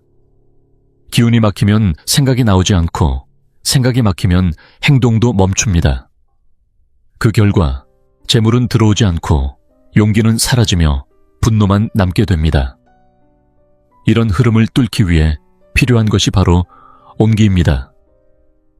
차가운 겨울의 물기운, 즉 신장의 수기가 너무 세기 때문에 여기에 따뜻함을 더해줘야 합니다. 뜨거운 물이 있어야 나무가 자라고 물고기도 살아 숨쉬지 않겠습니까? 이럴 때 필요한 것이 바로 우리 조상님들의 지혜입니다. 약을 먹어도 되고 따뜻한 음식을 마셔도 좋지만 오늘 제가 드리려는 것은 바로 작은 풍수의식, 삶 속에서 운을 불러오는 풍수의 씨앗입니다. 자, 우리가 주머니에 넣을 세 가지는 단순한 물건이 아닙니다. 이 세 가지가 모이면 음양오행이 조화를 이루는 작은 우주가 형성됩니다. 이것을 저는 삼원기운의 포장이라 부릅니다. 이걸 미신이라 생각하지 마세요. 요즘 과학에서도 양자역학은 의식이 물질을 움직인다고 말합니다. 우리가 마음을 담고 형상을 만들고 뜻을 실으면 그것은 현실이 됩니다. 그 작은 붉은 씨앗, 누런 곡물종이 한 장이 내일의 복이 되고 내년에 운이 됩니다. 그걸 손에 쥐고 입 안으로 마음을 불어넣는 순간 그건 단순한 콩이 아니라 당신 인생의 시작점이 됩니다. 동지날 이 작은 의식 하나가 바로 하늘과 땅 나와 우주가 만나는 그 접점입니다. 마음을 잃으면 아무리 귀한 약도 효과 없습니다. 반대로 정신이 맑게 모이면 맹물 한 잔도 보약이 됩니다. 그래서 동지는 단순한 절기가 아니라 내 마음속의 불씨를 붙잡고 다시 내 안의 중심을 되살리는 날입니다. 이제 모든 이야기는 준비가 끝났습니다. 진짜 중요한 질문은 이것입니다. 대체 무엇을 어떻게 얼마나 어디에 담아야 하는가? 이건 그냥 콩 몇 알 넣는다고 되는 게 아닙니다. 그 안에 숨겨진 섬세한 원리와 순서가 분명히 존재합니다. 가장 먼저 우리가 준비해야 할 재료는 바로 붉은 팥입니다. 왜 하필 붉은 팥일까요? 이 작은 곡물은 단순한 식재료가 아니라 몸 안에서 불을 일으키는 상징이자 하늘과 땅을 잇는 하나의 열쇠입니다. 붉은 팥은 붉은색을 띠고 있으니 당연히 불의 기운을 품고 있고 그 모양은 작지만 신장과 닮아 있어 수기와도 연결됩니다. 즉, 불과 물의 조화를 이룬 유일한 씨앗이라 할 수 있습니다. 우리 몸 안에서 불과 물이 만나야 기운이 돌고 생명이 살아납니다. 붉은 팥은 하늘의 기운, 즉 심장의 불기운을 아래로 끌어내려 신장과 이어주며 이로써 심신의 연결, 곧 생명의 가장 기본적인 순환을 돕는 역할을 합니다. 많은 분들이 요즘 잠을 잘 못 자고 자꾸 깨어나는 이유도 바로 이 연결이 끊어졌기 때문입니다. 불은 위에서 타고 물은 아래에서 새어나가니 기운은 소진되고 몸은 말라갑니다. 붉은 팥은 바로 이 순환을 다시 잇는 씨앗입니다. 그렇다고 한 움큼 넣는 건 아닙니다. 수량이 매우 중요합니다. 이때 필요한 붉은 팥의 수는 정확히 3알입니다. 왜 3알이냐고요? 3은 불의 수이며 생명의 수입니다. 하늘과 땅, 그리고 사람을 상징하는 이 셋이 합쳐질 때 비로소 모든 일이 싹트기 시작합니다. 3알의 붉은 팥은 천지인 삼재 정기신 삼보를 상징하며 진정한 생명력의 시작을 의미합니다. 하지만 불만 있다고 되는 것은 아닙니다. 불은 타고 사라지는 기운입니다. 이를 받쳐줄 그릇, 즉 토의 기운이 필요합니다. 불이 타오르기 위해선 흙이 있어야 하고 흙이 있어야만 그 위에 재물이 맺히고 에너지가 저장됩니다. 그래서 필요한 것이 바로 노란 콩 혹은 껍질 있는 현미입니다. 노란색은 땅의 색이며 비위의 기운을 상징합니다. 비위는 창고이고 재물을 저장하는 곳입니다. 비위가 튼튼해야 돈도 모이고 기운도 쌓입니다. 노란 콩 대신 껍질 있는 곡식도 가능합니다. 껍질이 있어야만 씨앗이 살아있고 기운을 품고 있기 때문입니다. 현미나 벽시 같은 곡물은 흙 속에서 싹을 틔울 준비를 마친 생명의 알갱이입니다. 이 노란 콩은 몇 알이 필요할까요? 정답은 7알입니다. 7은 회복의 숫자입니다. 기운이 돌아오는 데에는 시간의 주기가 필요하고 동지 이후 7날이 지나야 비로소 양기가 본격적으로 올라오기 시작합니다. 그래서 이 7이라는 숫자를 통해 우리는 기운의 귀환을 상징합니다.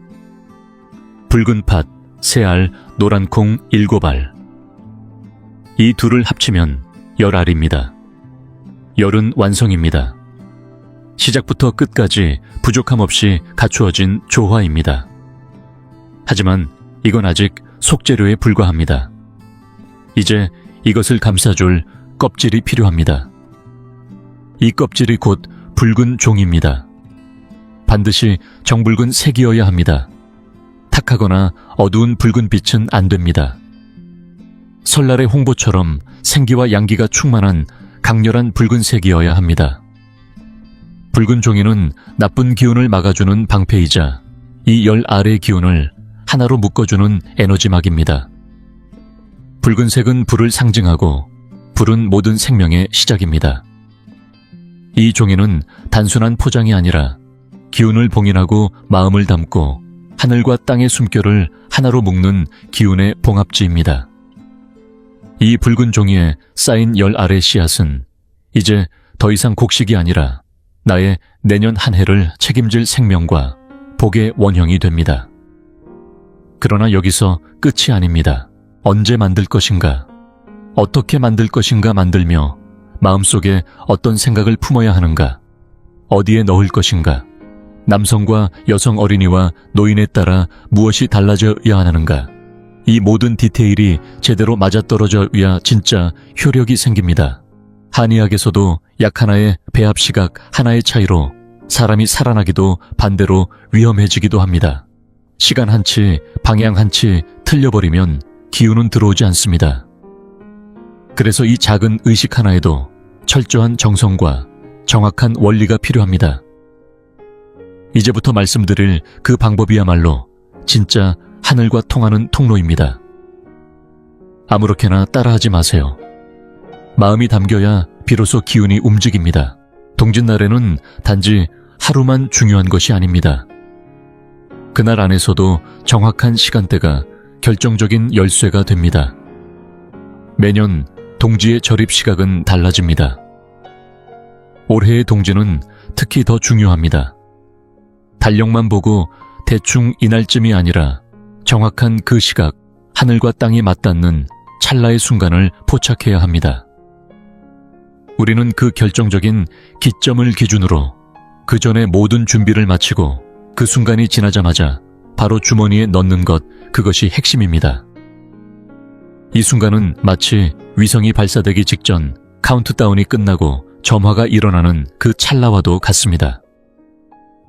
타이밍을 놓치면 로켓이 날아가지 못하듯 기운 또한 연결되지 않습니다. 우리가 원하는 건 바로 그 점화의 순간입니다. 내년 한 해를 살릴 불씨가 점화되는 순간, 이 작은 붉은 꾸러미가 몸 안의 에너지와 우주의 기운을 연결하는 도화선이 되는 것입니다.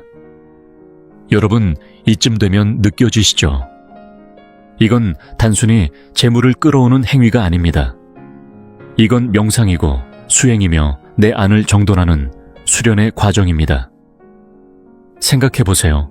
한겨울 추운 날, 스스로를 위해 붉은 종이를 고르고 콩을 세고 손바닥 위에 하나하나 올려보는 그 시간. 그 시간 동안 여러분의 마음은 이미 밖이 아닌 안으로 향해 있습니다. 세상 소음에서 벗어나 숨결 하나에도 집중하는 그 고요함 속에서 여러분은 이미 운의 문 앞에 서 있는 것입니다. 마음이 고요해지면 기운은 아래로 내려옵니다. 기운이 내려오면 순환이 시작되고 순환이 시작되면 비로소 운이 붙기 시작합니다. 결국 운이란 하늘에서 떨어지는 복이 아니라 내가 준비한 기운에 따라 들어오거나 흘러가는 기회일 뿐입니다. 이 모든 것은 준비의 정성 마음의 고요함, 그리고 정확한 시간의 선택에서 시작됩니다. 동짓날 단 한순간의 집중이 내년 365일을 바꾸는 출발점이 될 수 있습니다. 제가 만난 수많은 환자들 중에 병이 깊어진 분들, 또 가난이 오래된 분들을 보면 공통점이 하나 있습니다. 다들 너무 급했고 너무 조급했습니다. 마음이 조급하면 숨도 급해지고 생각도 앞서가다 비어버립니다. 아무리 열심히 노력해도 결국 끝엔 남는 게 없습니다. 그래서 저는 오늘 동지가 주는 교훈을 말씀드리고 싶습니다. 때가 되면 키우고 때가 오기 전엔 반드시 숨기고 아껴야 한다는 그 지혜입니다. 이제 준비한 세 알의 붉은 팥과 7알의 노란 콩을 붉은 종이에 정성껏 싸는 첫걸음이 끝났다면 그 다음은 접는 방법입니다. 종이를 아무렇게나 돌돌 말아 뭉치거나 비닐봉지처럼 대충 싸서는 안 됩니다. 반드시 정해진 모양으로 정성껏 접어야 기운이 그 안에 머물고 복이 자리를 잡습니다. 가장 이상적인 형태는 삼각형이나 직사각형입니다. 단정하고 안정적인 모양이 재물의 기운을 담는 그릇이 됩니다. 그리고 이렇게 만든 붉은 꾸러미를 내내 몸에 지니고 있어야 할까요? 아닙니다. 이건 1년 내내 붙들고 있는 물건이 아닙니다. 단지 한철 딱 15일만 품으면 됩니다. 동지날부터 시작하여 소환절기 전날까지 이 15일이야말로 양기가 막 올라오는 가장 연약한 시기입니다. 마치 갓난아기를 품듯 이 씨앗과 기운을 조심스럽게 지켜야 합니다. 이 시기가 지나면 양기는 제자리를 잡고 이 붉은 꾸러미도 자신의 역할을 마칩니다. 자세만 따라한다고 되는 건 아닙니다.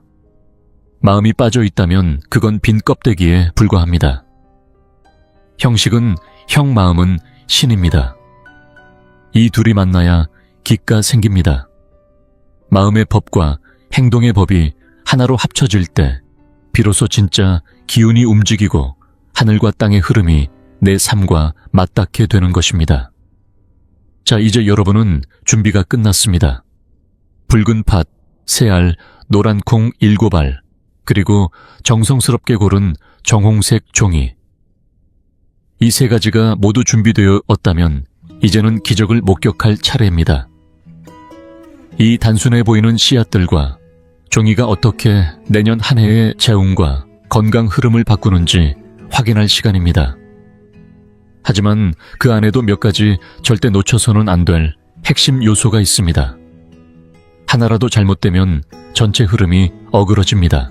바로 시간 방향 접는 방식, 마음의 상태, 그리고 마지막 귀속의식까지 이 모든 것이 정확해야만 합니다.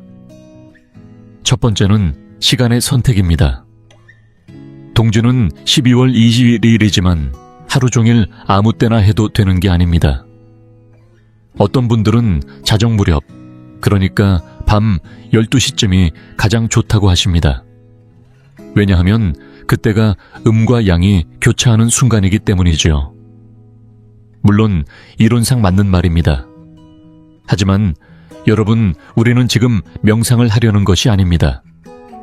기운을 끌어내고 사업과 재물 실생활에 쓸 양기를 확보하려는 것입니다.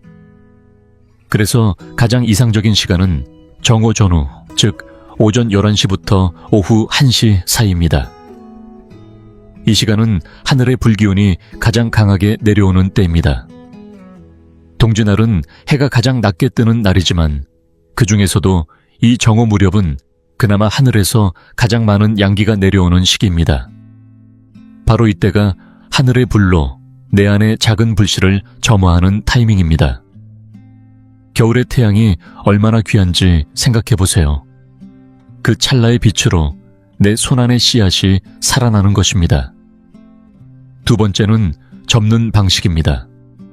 종이의 크기는 손바닥 정도면 충분합니다. 너무 크거나 두꺼워도 안 됩니다.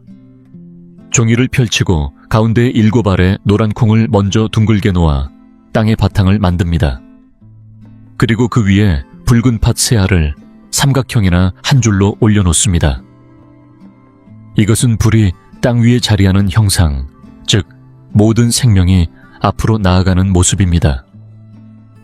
이는 곧 기운의 상승을 상징합니다. 이제 접는 순간입니다. 주의 깊게 흔들림 없이 손끝에 집중하세요. 종이를 단정하게 접을수록 그 안의 기운도 안정됩니다. 종이를 제대로 접는다는 것은 재물의 그릇을 단단히 만드는 행위입니다. 요즘 사람들 중에는 돈을 아무리 벌어도 새는 분들이 많습니다.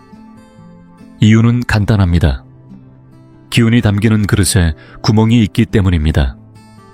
종이를 정갈하게 접는 그 순간 당신은 스스로의 재물 창고를 봉합하고 있는 셈입니다. 세 번째는 기운을 연결하는 호흡법입니다. 시간이 정고가 되었을 때 햇살이 있다면, 햇빛 아래 서고 없다면 집안에서 남쪽을 바라보며 자리를 잡으세요. 손에는 접은 붉은 꾸러미를 오른손에 들고 그 손을 배꼽 아래에 댑니다. 이곳이 바로 기운의 중심, 우리의 하단전입니다. 눈을 감고 입을 다문 채 코로 깊게 숨을 들이마십니다. 마시는 동안 머리 위로 붉은 태양이 떠올라 그 빛이 정수리를 통해 몸 안으로 스며드는 모습을 그립니다. 기운이 척추를 따라 흐르고 단전까지 도달하는 장면을 상상하며 숨을 멈추고 셋을 속으로 셉니다. 그동안 손안의 붉은 꾸러미에 따뜻한 기운이 차오르는 것을 느껴보세요. 손바닥이 따뜻해졌다면 기운이 연결된 것입니다.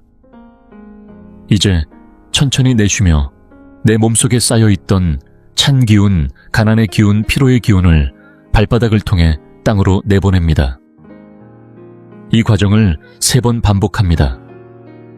마치 겨울에 씨앗을 심고 물을 주고 햇빛을 비추는 것처럼 기운이 정착되게 합니다. 모든 호흡이 끝나면 붉은 꾸러미를 조심스럽게 바지 주머니에 넣습니다. 남성은 오른쪽 주머니, 여성은 왼쪽 주머니가 좋습니다. 이것은 몸의 기운 흐름에 따라 오른쪽은 기운이 상승하고 왼쪽은 기운이 안정되는 방향이기 때문입니다.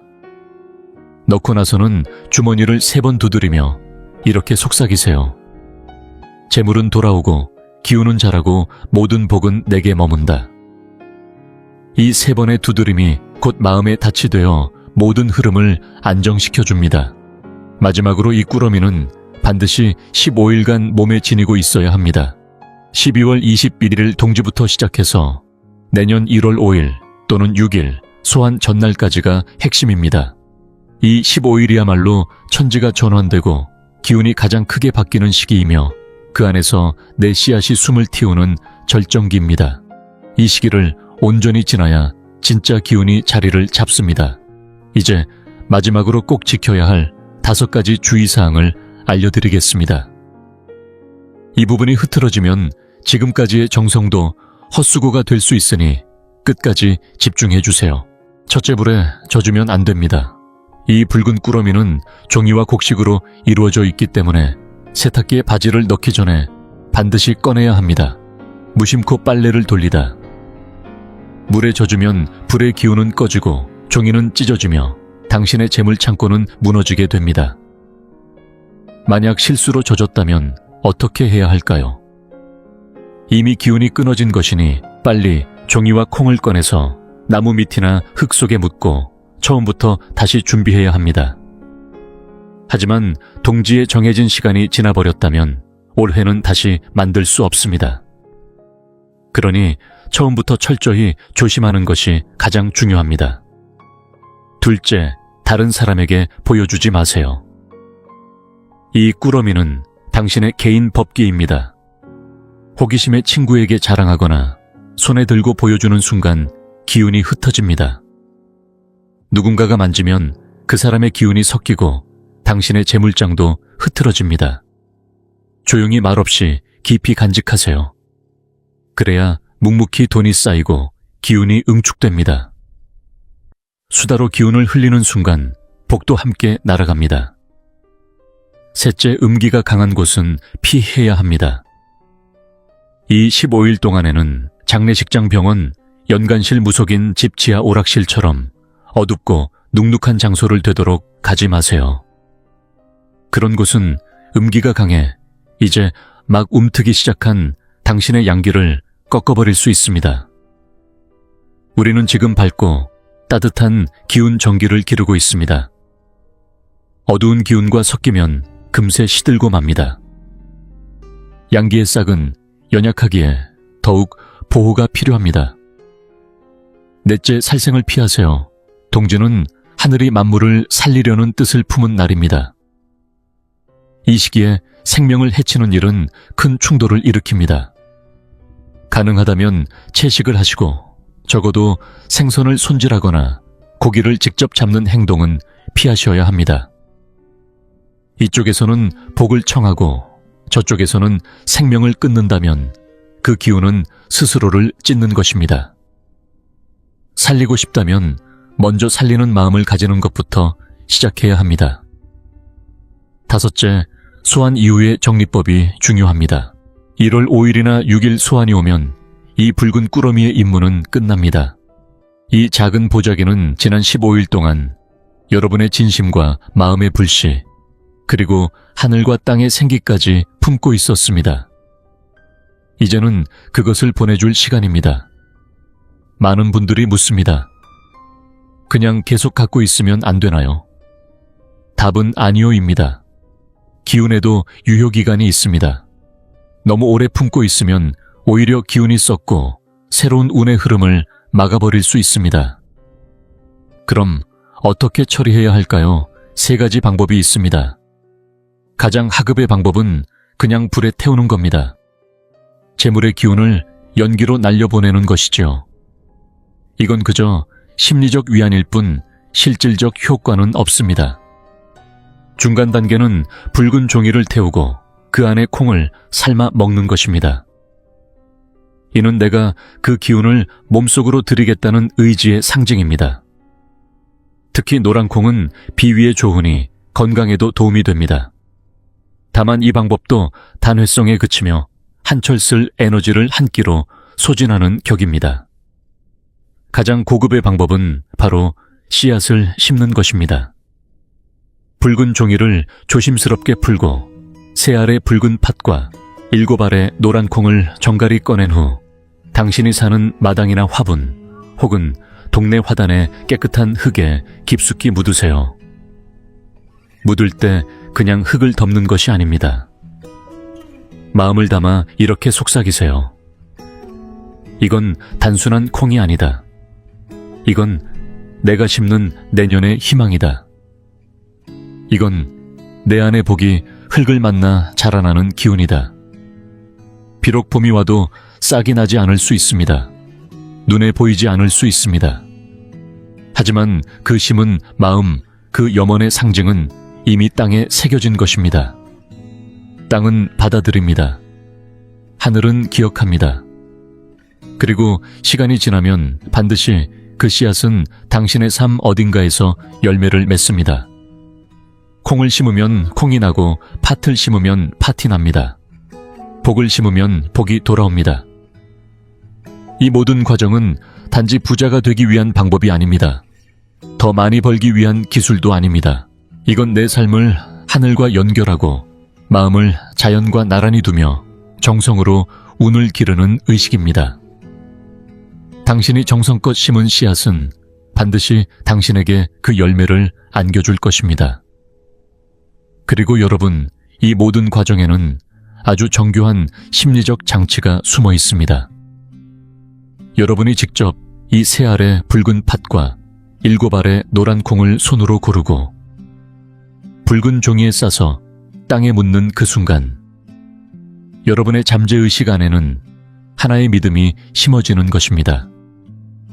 내 재산은 썩는 물이 아니라 자라는 씨앗이다.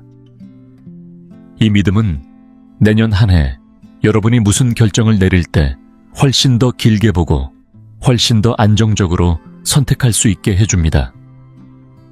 어려운 일이 닥쳐도 이렇게 말할 수 있게 됩니다. 괜찮아. 내 씨앗은 이미 땅에 심어져 있어. 아직 보이진 않지만 분명히 자라고 있을 거야.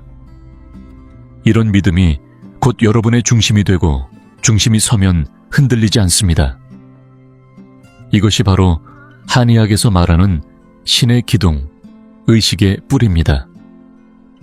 마지막으로 제 마음 깊은 곳에서 드리는 이야기를 한 말씀 드리고 싶습니다. 우리가 이 의식을 하는 이유가 단지 몇 장의 지폐 때문만은 아닙니다. 돈은 결국 에너지의 교환표입니다. 당신의 몸이 건강하고 기운이 충만하고 마음이 따뜻하면 돈은 자연히 따라옵니다. 몸이 아프고 마음이 시리고 매사에 계산만 가득하다면 아무리 금은보화가 쌓여 있어도 그것을 지킬 수 없습니다. 그 돈은 약값으로 나가거나 가족에게서 흘러나가거나 결국 흩어지고 말지요. 동지의 진짜 의미는 무엇일까요? 그건 바로 내 안의 양기를 다시 일으켜 세우는 날입니다. 신장의 기운이 차오르면 뼈가 단단해지고 허리가 바로 서며 사람의 기세가 올라갑니다. 심장의 불이 살아나면 판단력과 실행력이 돌아오고 삶 전체가 뜨거워집니다. 이 새 알의 붉은 팥은 심장의 불을 살리는 약이고 7알의 노란 콩은 비위의 토를 보호하는 양식입니다.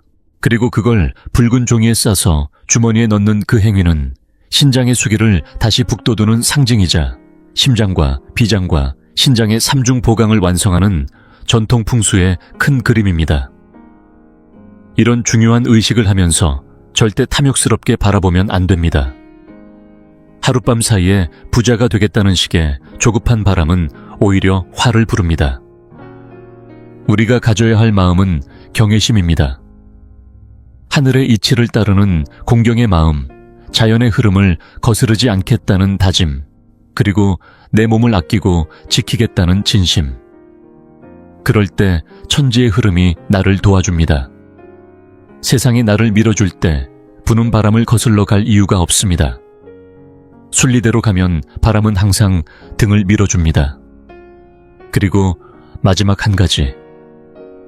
이 글을 지금 끝까지 읽고 계신 건 단순한 우연이 아닙니다. 당신과 저 사이에 인연이 생긴 것입니다. 좋은 것은 나누어야 진짜 복이 됩니다. 이 작은 의식, 이 소중한 씨앗 심는 방법을 당신의 가족에게, 친구에게 이 겨울을 두려워서 하는 누군가에게 조용히 전해주세요. 그들이 길을 잃었을 때 이 동짓날이 새로운 희망의 시작이 될 수 있도록요.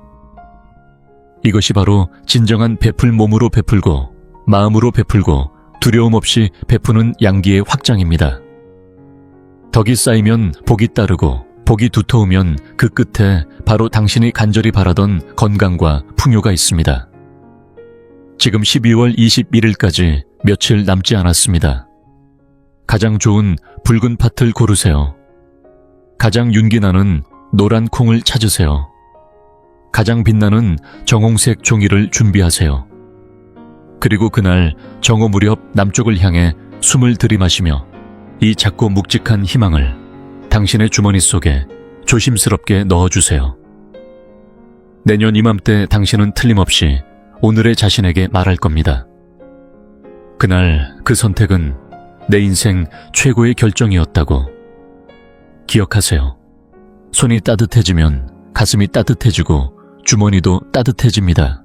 하늘의 이치는 일정치 않지만 선을 쌓는 자에게는 반드시 길이 따릅니다. 다가오는 새해, 여러분의 몸은 건강하게, 여러분의 재우는 한강처럼 깊고 넉넉하시길 진심으로 바랍니다.